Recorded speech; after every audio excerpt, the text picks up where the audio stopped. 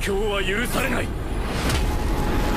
I need more power.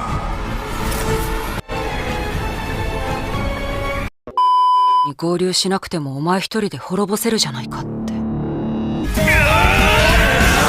Oke, renasan Wibowo 92 di sini. Kali ini gua akan membawakan alur cerita dari anime yang baru aja rilis hari ini. Anime ini berjudul Kage no Jitsuryukusa ni Naritakute. Berkisah seorang cowok SMA biasa yang terobsesi dengan kekuatan. Bahkan, dirinya ingin bisa melampaui sekelompok tentara dan rudal nuklir. Namun, sebelum kita mulai, gue mau mengingatkan buat yang belum menekan tombol subscribe dan like-nya, supaya menekannya terlebih dahulu. Dan jika bisa, share juga ke teman-teman kalian yang lainnya, supaya kita bisa mendapatkan banyak teman baru di channel ini. So, langsung saja kencangkan selimut kalian, comot 9 Sutarjo tetangga kalian, dan mari kita mulai alur ceritanya. Cerita dibuka dengan diperlihatkannya seorang gadis yang tengah tertidur. Setelah alarm berbunyi, sang gadis pun terbangun dan ketika mandi, sang gadis nampak bercermin dan seolah tengah memikirkan sesuatu. Entah apa yang pernah terjadi sebelumnya, sang gadis nampak ketakutan dengan bayangan orang-orang yang seolah seperti memotretnya. Setelah pergi dengan diantarkan oleh supirnya, namun terlihat sebuah mobil mencurigakan yang berjarak tak jauh dari sana. Setibanya di sekolah, semua murid di sana nampak memperhatikan gadis tadi yang turun layaknya seorang putri. Semua murid di sana juga nampak mengagumi kecantikan dari gadis tersebut. Semua sapaan mereka dibalas dengan sangat baik oleh gadis yang bernama Akane Nishino ini. Di loker sepatu, terlihat seorang karakter laki-laki yang dibenci oleh Nishino. Pria di hadapannya itu bernama Kageno. Nishino menganggap semua hal tentang Kageno sangatlah biasa. Namun, Ohayo, Nishimura-san. Nishino yang hanya tersenyum memberitahukan bahwa namanya bukanlah Nishimura. Entah tidak ada yang sadar atau apa, dentuman sepatu Kageno di loker ini cukup keras. Namun, gua akan pura-pura juga nggak tahu. Ketika Nishino hendak memberitahukan nama aslinya, namun Kageno nampak mencoba menebaknya. Dirinya juga meminta maaf pada Nishino, di mana dirinya biasanya mengingat nama orang yang sangat penting baginya. Namun,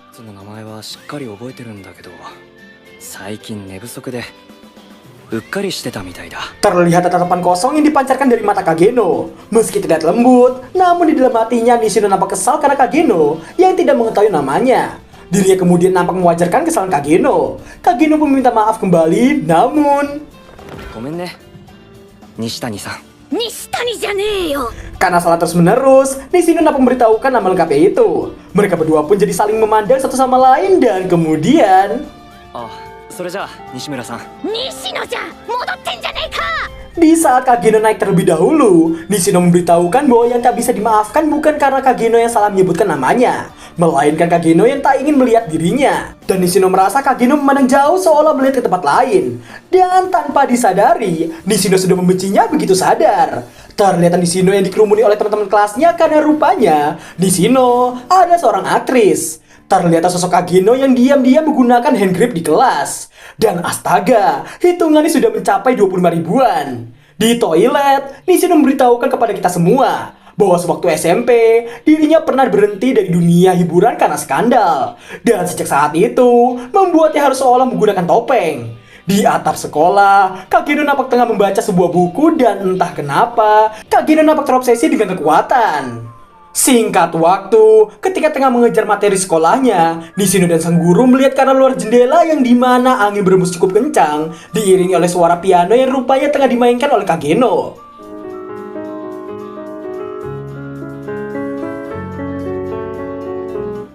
Malam hari pun tiba. Terlihat Nishino yang baru saja selesai belajar dan nampak menelpon supirnya. Namun, karena tidak tersambung, Nishino pun memutuskan untuk berjalan pulang. Dan Kageno yang terlihat masih di atap tengah memandangi sosok Nishino dari kejauhan. Di tengah perjalanan, Nishino yang merasakan sesuatu pun menoleh ke belakang. Namun, karena tak ada apapun di sana, ketika menoleh kembali ke depan, dan pada akhirnya Nishino diculik oleh dua penculik yang mengincarnya. Terlihat Nishino yang dibungkam dengan sapu tangan dan membuatnya tak bisa berteriak. Di tengah ketidaksadaran Nishino secara tidak terduga, Nishino yang tersadar pun mendapati dirinya berada di suatu gudang, yang dimana kedua penculik tadi juga ada di sana. Di tengah perdebatan kedua penculik ini, di luar terlihat Kageno yang mengintai keadaan. Dan kemudian, Rupanya, Kageno selama ini menggunakan pemberat di kedua tangannya itu. Dirinya kemudian mengeluarkan perlengkapan seperti kostum pencuri. Singkat cerita, ketika Nishino hendak diuwu oleh salah satu penculik, di mana sang penculik mengingat pelaku dari kasus Nishino dulu adalah seorang penguntit. Di tengah teriaknya Nishino, Kageno nampak telah sampai di atap gudang itu. Dan ketika akan diuwu-uwu, mereka pun mendengar sesuatu di atap gudang tersebut. Dan kemudian...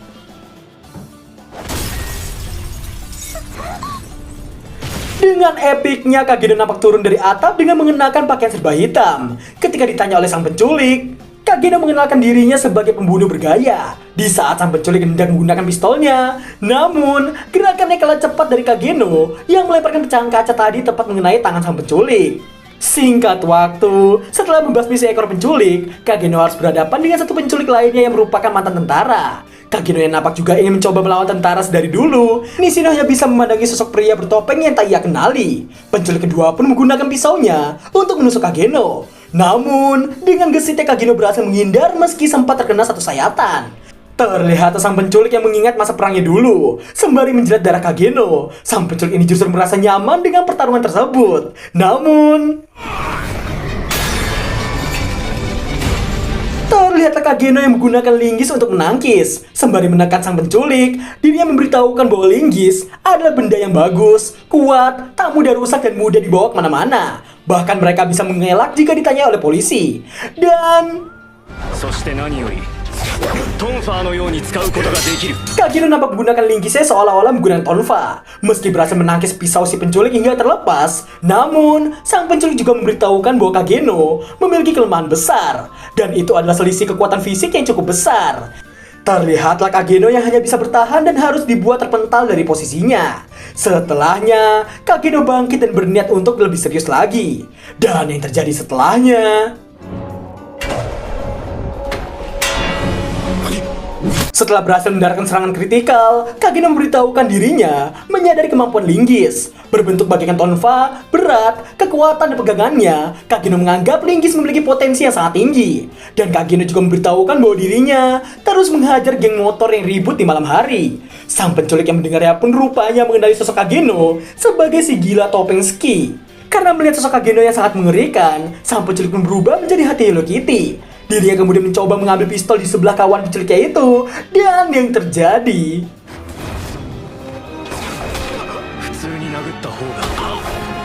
pada akhirnya, sang penculik dibuat bertekuk lutut di hadapannya. Terlihat Nishino yang hanya bisa menyaksikan betapa sadisnya pria bertopeng di hadapannya itu. Dan setelah berhasil membuat kedua penculik tumbang, Kageno mendekat ke arah Nishino dan nampak mengambil sebuah pisau. Nishino mengira pisau tersebut diarahkan kepadanya, namun rupanya... di tengah tertutupnya matanya, Nishino mendengar suara yang membuatnya terkejut. Namun, ketika menoleh, sosok tersebut telah menghilang secara tiba-tiba. Terlihat pula kedua penculik itu yang sudah terikat di tiang, dan semua pistol di sana juga sudah dibongkar olehnya. Rupanya, Kageno belum pergi jauh dari sana, melainkan hanya tengah istirahat di atap. Dirinya merasa kemampuannya masihlah kurang, karena dirinya masih babak belur melawan mantan tentara. Sembari melepas topengnya itu, Kageno merasa belum bisa mengejar Kageno Jitsuryakusa. Setelah insiden tersebut, di keesokan harinya, Nishino bersekolah seperti biasanya. Dan dirinya yang melihat Kageno di loker pun nampak menyapanya. Dan... Ohayo, Nishino-san.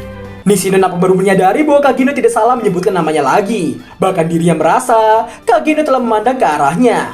Nishino menduga Kageno juga hidup dengan topeng seperti dirinya. Di saat sesuatu mulai bersemi, namun kejadian sial pun menimpa Kageno. Di televisi, terdapat pemberitahuan adanya kecelakaan yang menewaskan Kageno akibat ditabrak oleh truk. Siapa di sini yang mengira Nishino adalah karakter utamanya? Kalian semua salah. Dimana setelah Kageno memberitahukan impiannya yang ingin menjadi seorang hero, dirinya terus mengasah semua kemampuannya tanpa henti.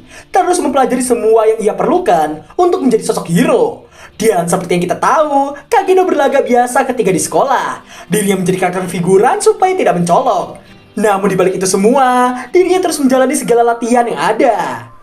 Sembari memandangi sebuah bintang yang bercahaya cukup terang, Kageno merasa suatu hari nanti pasti akan tiba hari di mana dirinya bisa menjadi sosok pahlawan. Namun, Kageno harus dibuat sadar dengan batasan tubuh manusia. Misal saja seperti ketika dikelilingi oleh tentara dengan perlengkapan penuh, dan meski bisa mengalahkan mereka pun, dirinya masih memikirkan tidak bisa melawan sebuah rudal nuklir. Karena sehebat apapun fisik, mental, dan teknik, pasti tetap akan musnah. Kageno bertekad untuk melampaui batasan tersebut, karena keberadaan yang ia kagumi tak akan musnah meski terkena nuklir sekalipun. 妥協は許されない。 Terlihat sosok pria yang sudah dipastikan dirinya adalah Kageno yang telah masuk ke isekai jalur Drokun. Terlihat pemandangan abad pertengahan ala isekai yang sangat indah. Di atas suatu gedung, Kageno yang tengah memandangi langit pun diminta untuk tidak cemas, dan ketika menoleh, terlihat Kageno yang sudah memiliki banyak anak buah dari berbagai macam ras dengan seragam serupa. Mereka semua nampak sangat menghormati sosok Kageno di hadapan mereka itu. Tidak hanya mereka, melainkan masih banyak lagi anak buah Kageno yang menyebar di seluruh kota. Kageno yang nampak paham, namun di dalam hatinya dirinya hanya sok-sokan paham saja. Di tengah pemandangan kota yang sangat indah, Kageno memberitahukan bahwa dirinya telah hidup kembali dan pindah ke isekai. Dan I need more power. dengan sangat kerennya, Kageno mengucapkan kata itu sembari menunjukkan sebuah api ungu dari tangannya, di mana Kageno rupanya telah menguasai apa yang disebut sebagai sihir. Dan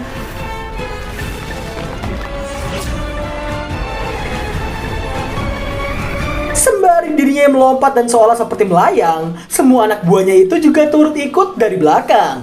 Kageno merasa kali ini dirinya akan berhasil, karena semua bisa dibuang demi hal yang ingin dia capai. Dirinya bukanlah sang MC, juga bukan bos terakhir. Sembari mengeluarkan linggis kesayangannya, Kageno memberitahukan demi kemuliaan yang menyusup ke dalam dongeng dengan bayangan, dirinya juga mengubah linggis tadi menjadi bentuk pedang.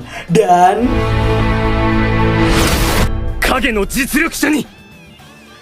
Dan berakhirlah alur cerita anime Kageno Jitsuryukusa ni Naritakute episode pertama. Langsung saja pasti yang belum pernah melihat light novel atau manganya pasti mengira sosok Akane Nishino adalah sang MC-nya.